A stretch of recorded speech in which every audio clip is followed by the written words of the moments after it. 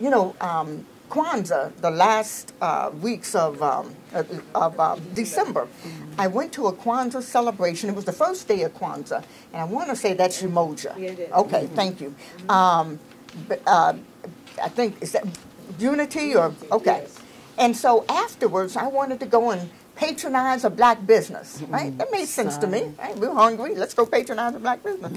One of the people who was there, who is authentically black, was like, "Ooh, I don't want to face. I don't want to go to any black restaurant. I want to go to a white restaurant. We just leaving Kwanzaa." Really? It's true. But that's ingrained. It's ingrained.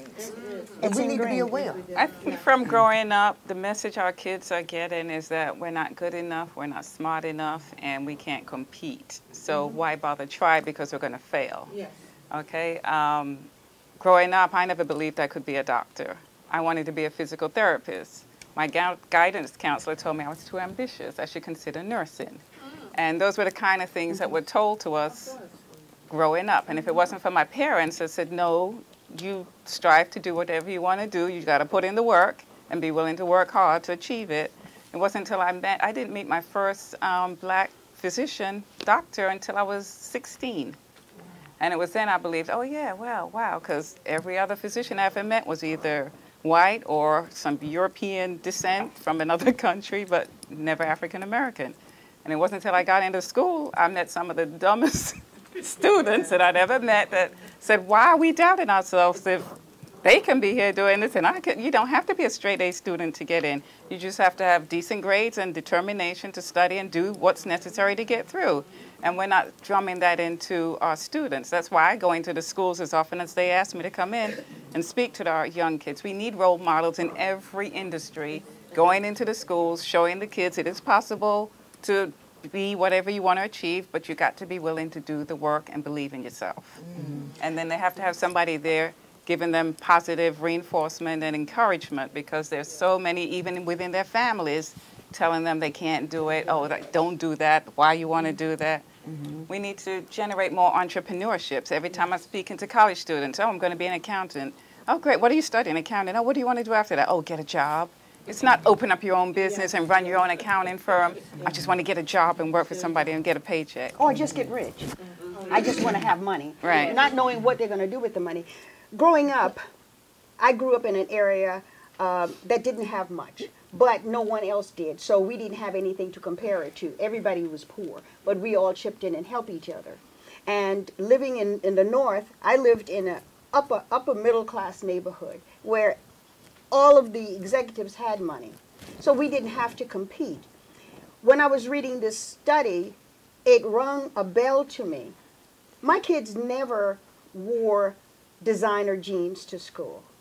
I shopped at Kmart. The black kids who came from the poor neighborhood, because I lived on the fringe of the upper middle class neighborhood, but the black kids who lived in the poor neighborhood, they all wore designer this. They had to have the best. I think at the time it was Converse or the sneakers that had the big name back then, you know. Converse. Now it's the Jordans, which is what, $175 or more, $300. Now it's about $200 or $300. And then the kids, they had the jackets, the bomber jackets. They were getting stabbed for those jackets, but they had to have them. So when I read this study, it really highlighted that plight.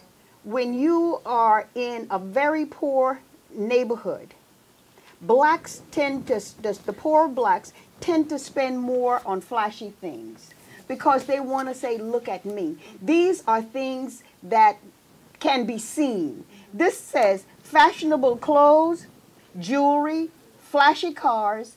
They're all items of conspicuous consumption that give their owners status on the street. So when you walk on the street, oh, I've got a $400 Gucci bag or whatever. And that is telling somebody, oh, look at her. She's got a Coach or a Gucci bag. So that's status. Now, not all of us, because some of us will go to consignment shop and get one that's been somebody else's if we want one. But that's smart shopping. But to have these things and to go out and spend these things, they will max the charge card up to the max. And really, really living in a rented place, the rent can't hardly be paid, or they're collecting food stamps or whatever have you, because they feel oppressed and depressed. So by dressing in the most flashy stuff or somebody's name on your butt. I have a son, and I'm not bragging about him, but he's a judge today. And he says, Mom, the only name I'm putting on my behind is my own. If I can't put my name on my behind, I'm not putting anybody else's name on my behind. So we bought Levi's. And his daughter being reared in that same vein today. No flashy stuff, because I am paving the way for them to have a great college education. Okay? I'm paving the way and putting money aside for them to have a great education. And as I told the ladies the other day when we were discussing this topic, my one investment is this. I have nail tips put on. But I am a frugal person, if any of you know. I am a frugal person. I cut my own hair. Started cutting it 2 years ago. I haven't gone to a barbershop. Not that I can't afford it. I can afford it 10 times over. But I do my own. All right? So I do my nails only because of hard work and the way my nails look. But I sat down one day and I tallied up the money that I spent in nails. It comes to $600 to $700 a year if I had a full set done every other month and have a fill-in. But you ask the average person, how much money do you have in the bank? I don't have anything. I was sitting in a nail salon a couple of weeks ago, and this very attractive girl was sitting next to me, and her eyes were absolutely gorgeous. She had beautiful eyes, and you who know me know that I'm a talkative person. And I said, your eyes are beautiful. Are there lashes? Yes. I said, oh, they are nice. And she said to my nail tech, she says, you know, I got to get my lashes done again. I said, Tim, how much you sold lashes? He says, $80. So I turned around to her, and I said, oh, my gosh, you must have got loads of money in the bank. She said, I don't have any money in the bank. But she could spend $80 at a clip to put eyelashes on, and no money in the bank. It's something wrong with that. And they don't realize if they're spending that $80 and charging it, the interest that you're paying on that is making that cost even more. And listen, let's take it to church, y'all. That's lust. That's called lust of the eyes and the pride of life. And that's all that it is lust, what we're doing. I want more of this, more of that, more of this, more of that. Fix me here, I'm broke here. Instead of going to the person who created us, they'll never be fixed. And a lot of our problems is, and I hate to say this, without a head, a body is dead. We don't have no daddies at home. We got a baby mama daddy. That's not a family. Until you fix the unit, until there's a man in the house without, I don't know what in the world I would have done if I hadn't had a husband raising children. We don't say anything about that. We can talk about the homosexuals in church, but we don't say nothing about our daughters having babies out of term. They get babies before time. They'll buy a pair of shoes before they go get a good mattress to sleep on. You know, and it's just lust. I want to be more and more and more. It's not only lust. It's because people have studied us. If you look at the gorgeous women on TV, their eyes are beautiful. They are batting their eyes. And they are gorgeous. If you looked around at the Academy Awards, which was on lately, who was on the red carpet? Gorgeous.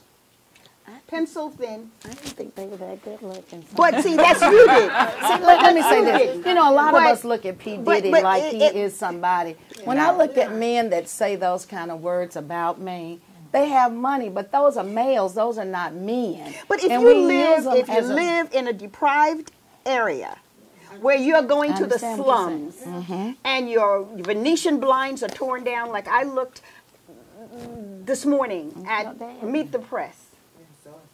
You saw it this morning. I watched Meet the Press, and they were showing pictures of the homes in Selma. My God, it brought tears to my eyes to see how people live. If you are living like that still, you want to look good, and you are going to invest your little bit of money. It's not because you are single. I mean, there are women sometimes, our ages, but our age is not going to spend as much as the younger person because we know better now. But when you are living that low down on the totem pole and you have so little money, you want to feel, look at me, you guys. I look good. Didn't y'all grow up poor? Am I the only one growing up poor? No. No. Okay. See, I didn't do that. We were just all poor, and you only had Wrangler jeans. There was no other. Yeah. They had designer jeans, but we didn't know nothing about them. But see, Okay. but now the young people know But, about yes, it. I'm saying Yes, they know about it. now, but- We have got TV now. We are exposed. Exposed We are exposed to That's the what I'm world. saying. There's a woman by the, some of you may have heard of her, Ruby Payne. She's a sociologist, actually, but she did a study. It was a very informal study, so it wasn't a dissertation or anything like that. But she divided the population of the United States into generational poor, generational middle class, generational wealth. And what she said she found out about people who are the products of generational poverty, and to be generational, it meant 2 generations before you. So now we're talking about 3rd generation poverty.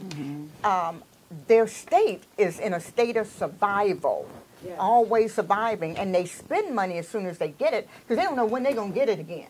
And so whereas many of us who have learned middle class values, we at least get money and know we need to put it aside for that rainy day. If I'm the product of generational poverty, I've not been taught that. Right. I've been taught to spend it. I've been taught to enjoy life for right now because tomorrow's not promised to me anyway. Absolutely. And so the mindset It's then different. is different.